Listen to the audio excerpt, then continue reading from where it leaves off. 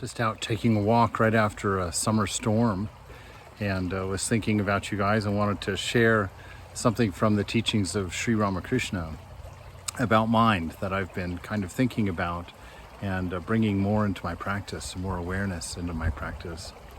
He says, the mind is everything. If the mind loses its liberty, you lose yours. If the mind is free, then you also are free.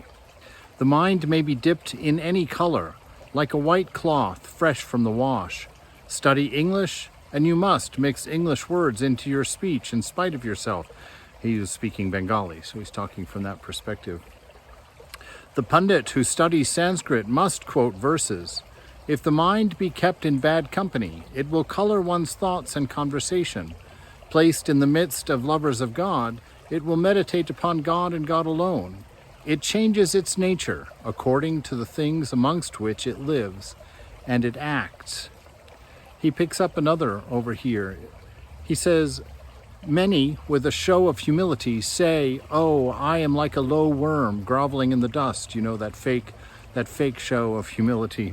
He says, thus, always thinking of themselves as worms, in time they become weak in spirit like worms. Let not despondency ever enter into your heart. Despair is the great enemy of progress in one's path. As a man thinks, so he becomes. And I'm sharing this, because to be aware of what you expose your mind to in a day, especially in these days where there's Reddit and Facebook and Instagram, these places where you can literally get lost in yourself. And so be aware of what you're exposing your mind to and make sure that it's quality things, because what you put in there today are seeds of what it will think about tomorrow.